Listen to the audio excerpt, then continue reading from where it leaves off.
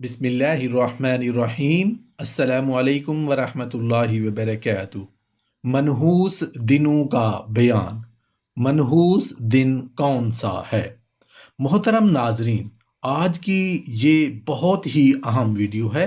ہر مسلمان مرد، عورت، بوڑھوں اور بچوں سب کو یہ ویڈیو دیکھنی چاہیے، کیونکہ یہ امت مسلمہ کے لیے ایک بہت بڑا پیغام ہے، اور پیغام دوسروں تک پہنچانا ضروری ہوا کرتا ہے۔ ایک آدمی نے قسم کھائی کہ میں اپنی بیوی کو منحوس دن میں طلاق دوں گا۔ اس میں کوئی شک نہیں کہ طلاق ایک جائز عمل ہے، لیکن اللہ کے نزدیک ایک ناپسندیدہ عمل ہے۔ اس شخص نے یہ تو کہہ دیا، یعنی قسم تو کھائی کہ میں اپنی بیوی کو منحوس دن میں طلاق دوں گا، لیکن اب اسے سمجھ نہیں آ رہی تھی کہ میں قسم تو کھا بیٹھا ہوں، لیکن منحوس دن کون سا ہے، اور اپنی کھائی ہوئی قسم کا ازالہ بھی ضروری ہے۔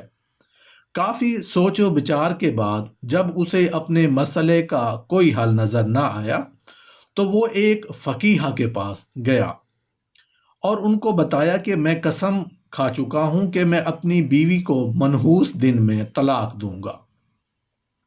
اپنی کھائی ہوئی قسم سے متعلق ان کو آگاہ کیا اور مسئلے کا حل دریافت کیا۔ ان فقیہ نے سائل کا سوال سننے کے بعد فرمایا کہ جس دن تمہاری فجر کی نماز قضا ہو جائے وہ تمہاری زندگی کا منحوس ترین دن ہوگا۔ تم اس دن یہ کام کر سکتے ہو، یعنی اس دن اپنی بیوی کو طلاق دے سکتے ہو۔ بعض ایسے بزرگوں کے بارے میں پڑھا کہ جو وقت کے حاکم تھے، مگر انہوں نے دستور بنایا ہوا تھا۔ وہ سوچتے تھے کہ جو آدمی فجر کی نماز کے وقت پڑھ لیتا ہے اور وہ اللہ کی امان میں آ جاتا ہے، لہٰذا وہ حد اور وہ تعزیرات کی جو سزائیں دینی ہوتی تھیں وہ اس وقت تک نہیں دیتے تھے جب تک کہ یقین نہ کر لیتے کہ آج اس نے فجر کی نماز نہیں پڑھی۔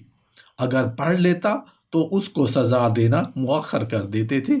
یہ اللہ کی امان میں آ گیا تو ہم کیوں اس کو سزا دیں؟ مسلمانوں کا معاشرے میں عشاء کے بعد جلدی سونے اور صبح کے وقت جلدی جاگنے کا معمول ہوتا ہے۔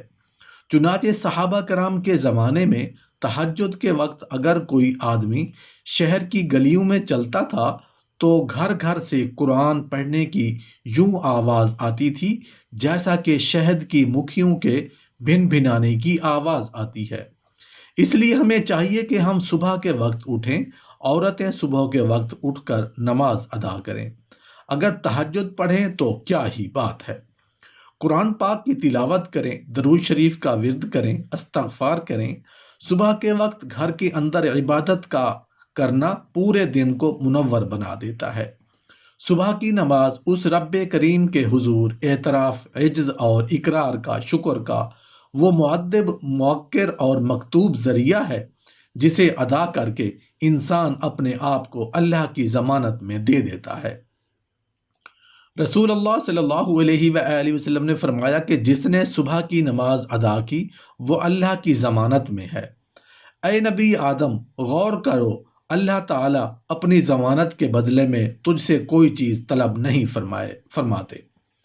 حضرت ابو موسیٰ اشعری رضی اللہ عنہ سے روایت ہے، جس نے صبح کی 2 ٹھنڈی رکعتیں پڑھیں وہ جنت میں داخل ہو گیا۔ اللہ تعالیٰ نے صلاۃ الفجر کی تاکید میں فرمایا، اقم الصلاۃ لدلوق الشمس الی غسق اللیل وقرآن الفجر ان قرآن الفجر کان مشہودا۔ مفسرین لکھتے ہیں کہ مدرجہ بالا آیات میں صبح کی نماز میں خصوصاً قرآن کریم کی تلاوت کا حکم دیا گیا ہے۔ رہا اس کا مشہود ہونا تو اس سے مراد یہ ہے کہ اس وقت سب سے زیادہ فرشتے حاضر ہوتے ہیں اور رات اور دن کے فرشتے اکٹھے ہو جاتے ہیں۔ دیکھیے بخاری کتاب التفسیر میں حضرت ابو ہریرہ رضی اللہ عنہ نے یہ حدیث بیان کرنے کے بعد کہا، اگر تم چاہو تو قرآن کی یہ آیت پڑھ لو۔ حضرت ابو زہیر عمارہ بن روبیہ رضی اللہ عنہ کہتے ہیں، میں نے رسول اللہ صلی اللہ علیہ وآلہ وسلم کو فرماتے سنا، جس نے سورج کے طلوع اور غروب ہونے سے قبل نماز پڑھی، یعنی فجر اور عصر کی، وہ ہرگز آگ میں داخل نہیں ہوگا۔ احادیث طیبہ میں اس نماز کی بہت فضیلت بیان کی گئی ہے۔ چنانچہ ایک حدیث میں حضرت عثمان بن عفان رضی اللہ عنہ سے منقول ہے، وہ فرماتے ہیں کہ رسول اللہ صلی اللہ علیہ وآلہ وسلم نے فرمایا، جس نے عشاء کی نماز با جماعت ادا کی گویا اس نے آدھی رات عبادت اور نماز میں گزار دی، اور جس نے فجر کی نماز با جماعت ادا کی تو گویا اس نے پوری رات عبادت اور نماز کے اندر گزار دی۔ دیکھیے کتنا عظیم ثواب اور اس نماز پر بیان کیا گیا ہے۔ ساری رات جاگ کر عبادت کرنا کوئی آسان کام نہیں، حتیٰ کہ ہم لوگوں کے لیے ان راتوں میں تمام رات عبادت کرنا مشکل ہوتا ہے جو عبادت کی مخصوص راتیں کہلاتی ہیں، مثلا شب برات، شب قدر، شب عید، شب بقر عید اور شب عرفہ۔ ان راتوں میں عبادت کرنے کے مخصوص فضائل ہیں، لیکن ان راتوں میں بھی ہم ساری رات نہیں جاگ پاتے۔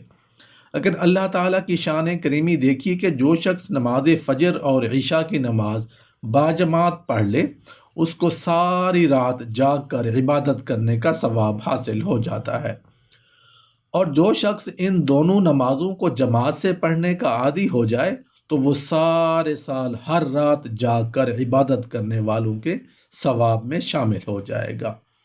ذرا سی مشقت پر اللہ تعالیٰ نے اپنے فضل و کرم سے کتنا ثواب بڑھا دیا، جبکہ اس نماز کے لیے سو کر اٹھنے پر استنجا وضو سے فارغ ہو کر 2 رکعت سنت اور 2 رکعت فرض باجماعت پڑھنے میں زیادہ سے زیادہ آدھا گھنٹہ خرچ ہوتا ہے، اور عشاء کی نماز پڑھنے میں زیادہ سے زیادہ 15-20 منٹ صرف ہوتے ہیں۔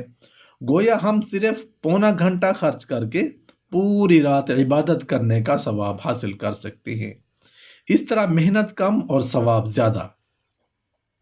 یہ اللہ تعالیٰ کی رحمت خاص ہے۔